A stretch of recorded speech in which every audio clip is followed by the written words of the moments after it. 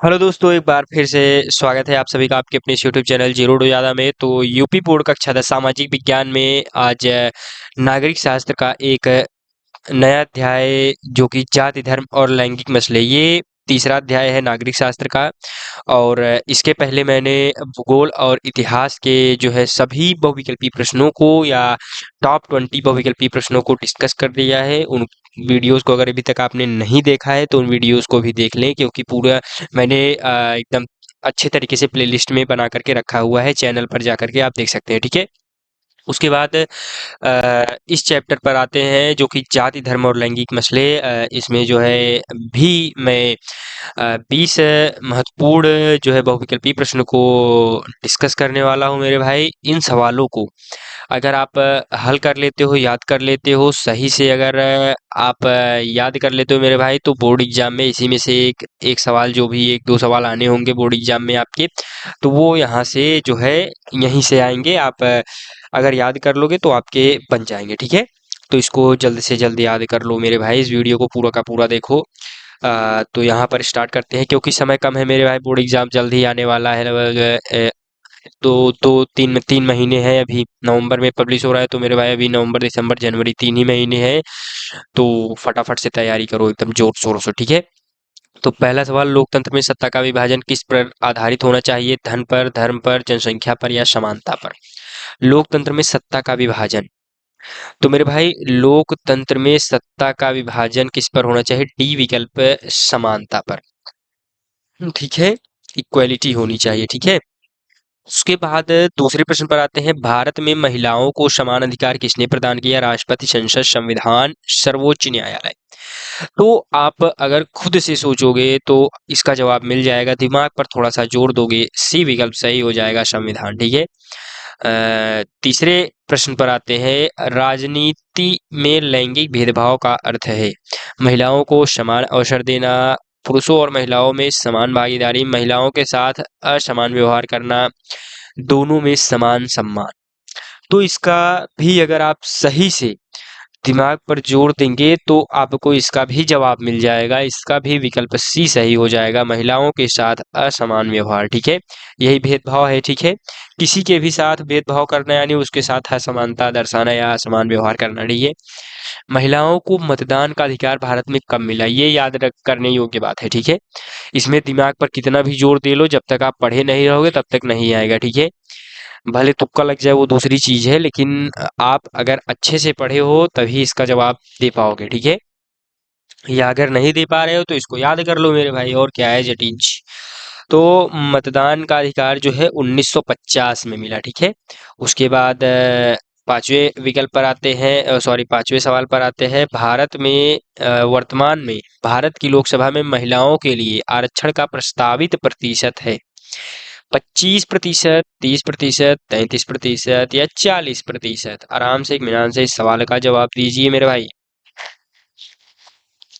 तो इसका विकल्प सी सही हो जाएगा, 33%। पांचवें प्रश्न पर आने से पहले मैं आपको बता देता हूँ, join free mark booster series WhatsApp number 9598509664, जो कि आपको ऊपर दिख रहा होगा मेरे भाई।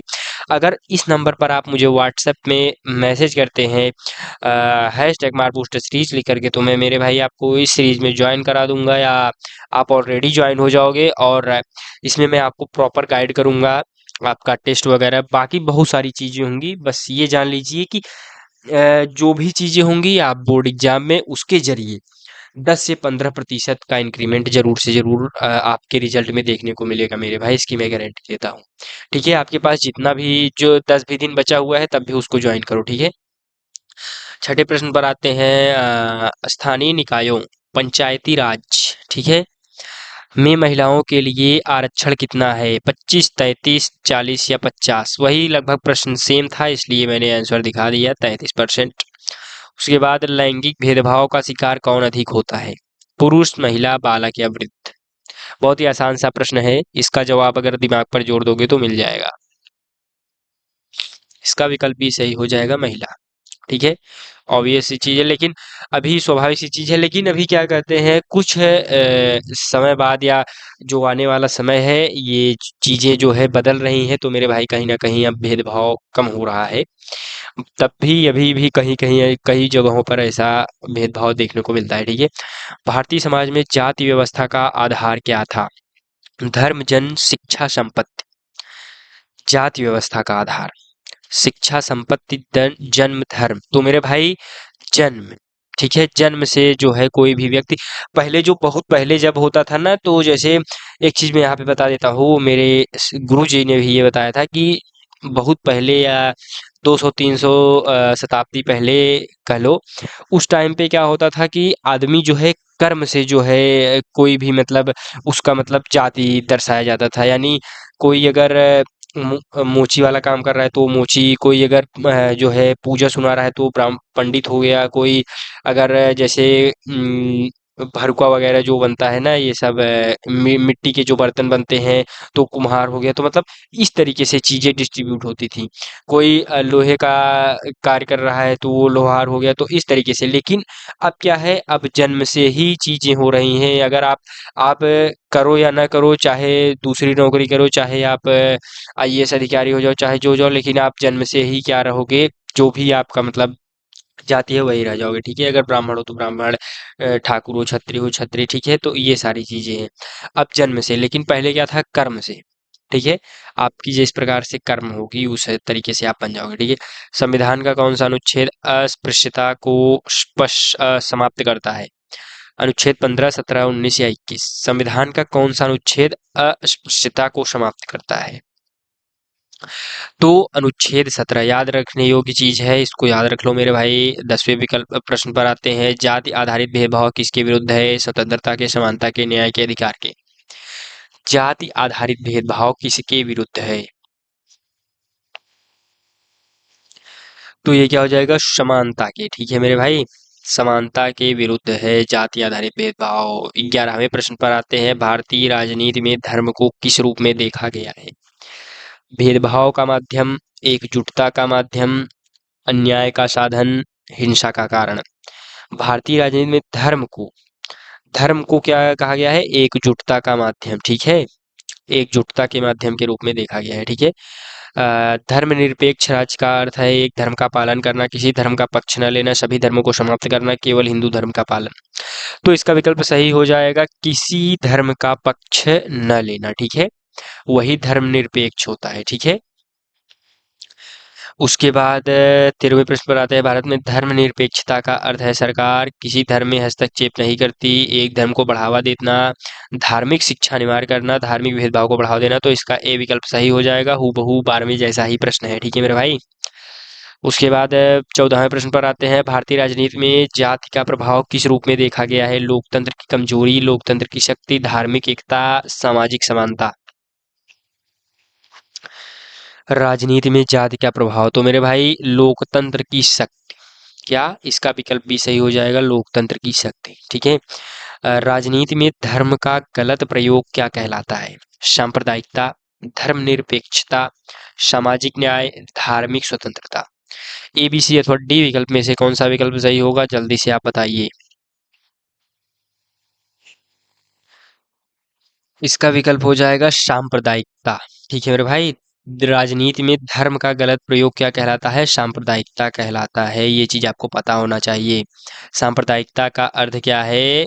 समानता, धर्मनिरपेक्षता, किसी एक धर्म को श्रेष्ठ मानना, सभी धर्मों का सम्मान। तो आपने अभी ऊपर देखा, बी विकल्प इसका सही हो जाएगा, किसी एक धर्म को सर्वश्रेष्ठ मानना। ठीक है। सांप्रदायिकता। ठीक है। धर्मनिरपेक्षता की जड़ें भारत में कहाँ से आई? प्राचीन भारत से, यूरोप से, अमेरिका से, चीन से। तो धर्मनिरपेक्षता की जो है जड़ें आई यूरोप से। ठीक है मेरे भाई। यूरोप से धर्मनिरपेक्षता की जड़ें आई। ठीक है। उसके बाद भारत में धर्मनिरपेक्ष राज्य का उल्लेख संविधान के किस भाग में है? प्रस्तावना में, मौलिक अधिकारों में, नीति निर्देशक तत्वों में, उपरोक्त सभी में। धर्मनिरपेक्ष राज्य का उल्लेख मेरे भाई डी विकल्प सही हो जाएगा, उपरोक्त सभी में। 19वें प्रश्न पर आते हैं बिना किसी देरी के। राजनीति में महिलाओं की बढ़ती भागीदारी का उदाहरण है? तो पंचायत चुनाव में महिलाओं का चुना जाना, संसद का विघटन, जातिगत राजनीति, धार्मिक संगठन। तो इसका मेरे भाई ए विकल्प सही हो जाएगा, पंचायत चुनावों में महिलाओं का चुना जाना। इसका ये विकल्प सही हो जाएगा। 20वें प्रश्न पर आते हैं, जाति धर्म और लैंगिक मसले अध्याय का मुख्य उद्देश्य है समाज में असमानता को बढ़ाना, असमानता को समाप्त कर समानता स्थापित करना, एक धर्म को बढ़ावा देना, जाति व्यवस्था को मजबूत करना। इसमें से कौन सा विकल्प सही होगा? आराम से सोच करके जवाब दो, बहुत ही महत्वपूर्ण प्रश्न है। तो इसका मेरे भाई बी विकल्प सही हो जाएगा, असमानता को समाप्त कर समानता स्थापित करना। ठीक है, असमानता को समाप्त कर समानता को स्थापित करना ही जाति धर्म और लैंगिक मसले अध्याय का मुख्य उद्देश्य है। ठीक है मेरे भाई, तो 20 प्रश्न यहाँ पर फिर से मैंने आपको बता दिए मेरे भाई, इन सभी प्रश्न को तैयार कर लो, अगले अध्याय में मिलते हैं, तब तक के लिए धन्यवाद। राधा स्वामी।